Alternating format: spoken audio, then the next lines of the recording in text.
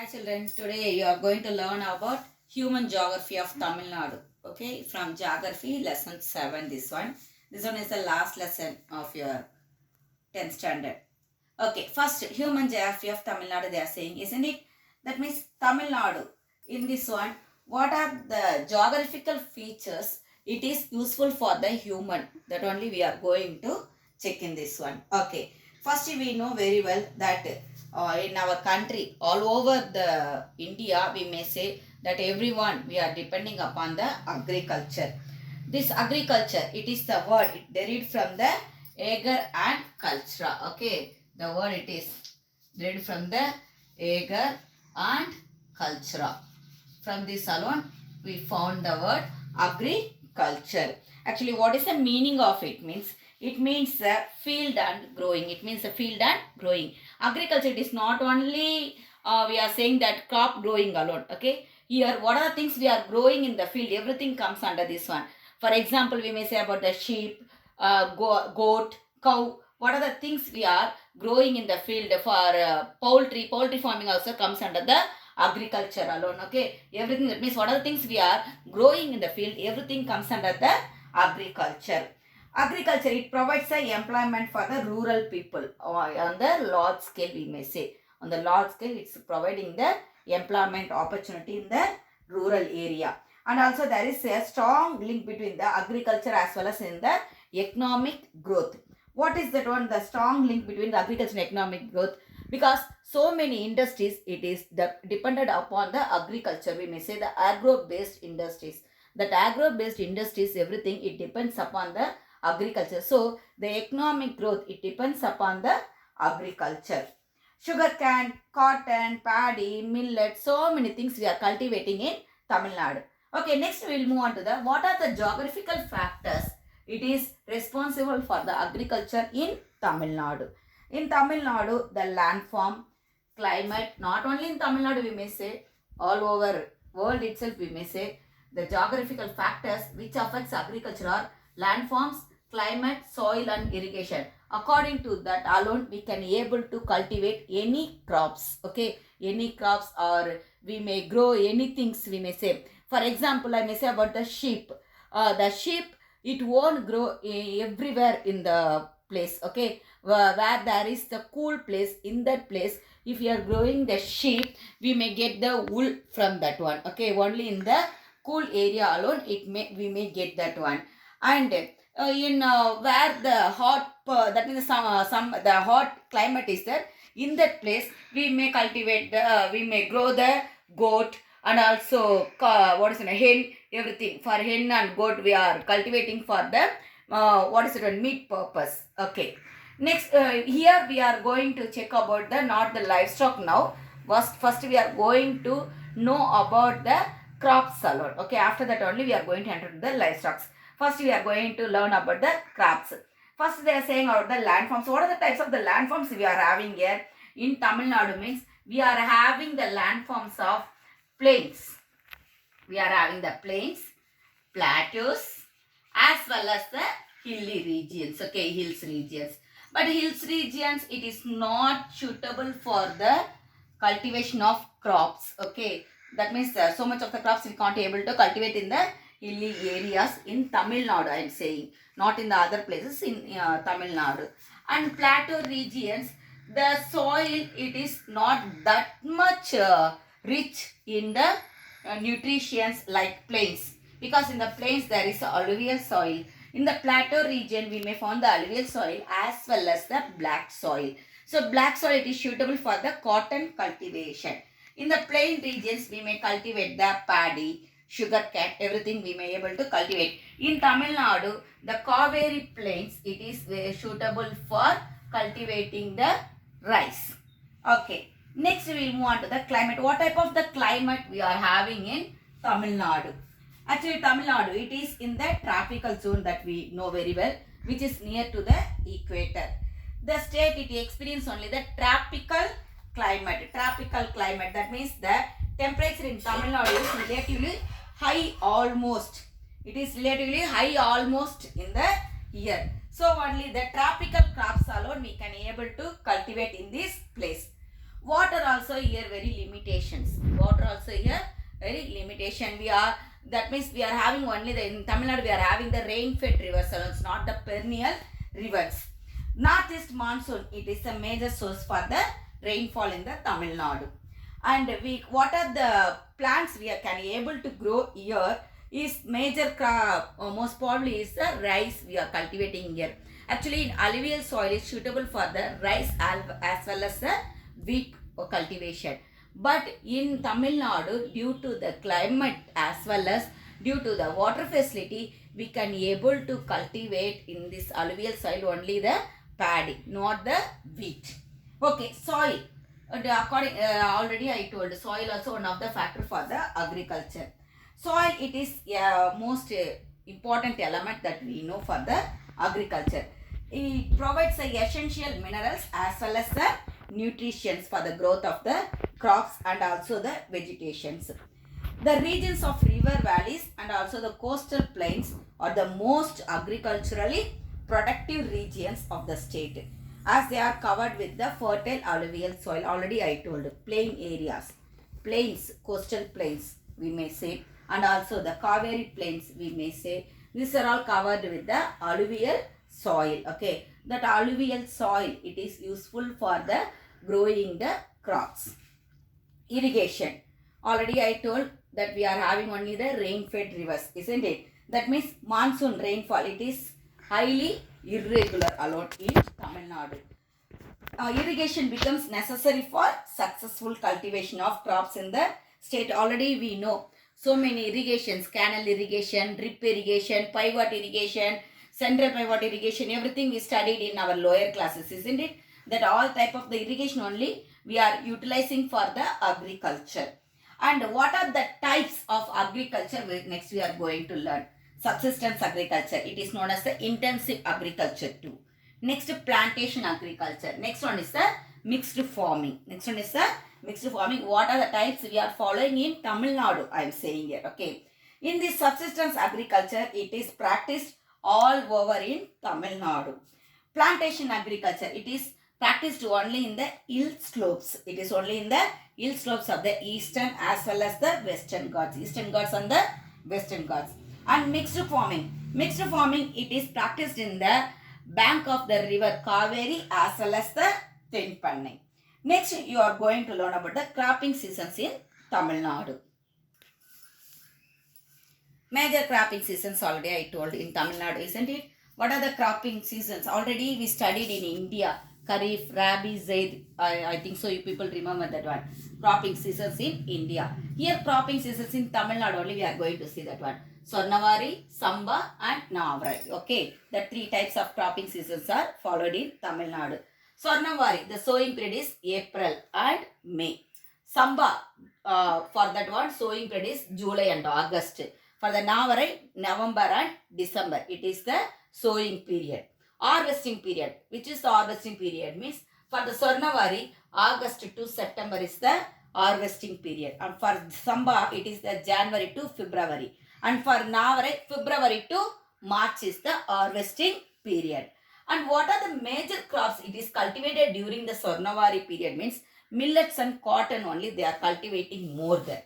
And in Samba, during the Samba period, Samba season period, what they are cultivating is paddy as well as a sugar cane. Both only they are cultivating. Because for paddy and sugar cane, for both we need the water. Okay. During the July month, we are getting that means it starts to rain, isn't it? That in the southwest monsoon, it starts there during the month of July. So we can able to get the water resources during that time. So only they are cultivating the paddy and sugarcane during that Samba period. And Navarai period, that time they are cultivating mostly fruits, vegetables, soil seeds, like the type of one loan they are cultivating during the Navarai period.